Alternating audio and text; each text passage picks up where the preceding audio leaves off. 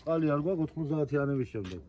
ზიდავთ ასე, აგერ წყლის გენი მაქვს, აუზები გაკეთებული მოტანილი, ეგერ ტრაქტორის ცისტერნა მაქვს ტრაქტორის უკან და ზაფხულში ისევ ზიდავ და ვაგროვებთ და მაგეთვართ. წყალზე გვაქვს ძალიან დიდი პრობლემა და გართულება მაინც ამინდები რო წავა ახლა მაისიდან უკვე სექტემბრის, ოქტომბრის ბოლომდე წყალზე დიდი პრობლემები. ყველა სოფელში რაღაცა კეთდება, მაგრამ ჩვენი სოფელი თლაუ პასუხისმგებლობაშია ჩავარდნილი და თლაუ პატრონით.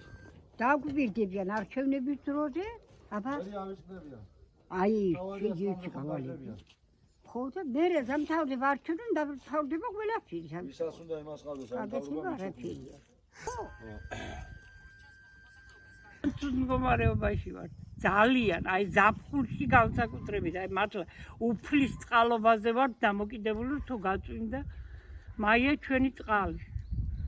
ურეკავთ, მაგრამ ერთი ჯართი მანქანაყავენ რაც ხამ და ამიხელა რაიონს და ერთმა მანქანამ რამდენს უნდა მისცეს წყალი ნუდანოს.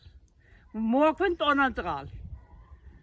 აი ტონა წყალი ერთ კვირას იკმარო უნდა. რა ვიცი, ძალიან ცუდ დღეში ვართ, აი მართლა საცოდავ დღეში ვართ. დასალევი წყალი გურიანთიდან მოგვაქვს. აქ ჭები დასკდა. მიწა წეიღო, გაახეთ, გაიჭებიდანი და წვიმის წყალი ჩედის ვინძურეთ შევიდაში და არც ერთი ჭიწყალი აღარ ვარგა. არხი იყო, გაზი ჩამარხეს, ამეისო, რაც წყალი მოდის. ბირი არ მანქანები და მძიდავთ. აგ მერი არ წყალოს წყალი. დაგერა აქითარ შეშულებში წყალოს წყალი. კომუნისტების დროს რო იყო, მის მერე წყალი აღარ არის. ზაფხულში ხო მაშინებით ჩავალთ, ეგერ მერიაშია მოვიტანთ და ან თუ კი გაწვინდება, ეგერ ბაკები არის და რაღაცა ასე.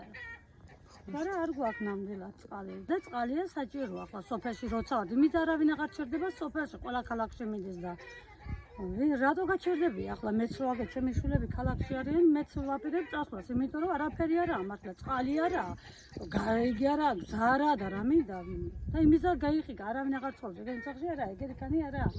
თითქმის ნახევარზე მეტი სოფელი დაიცალა.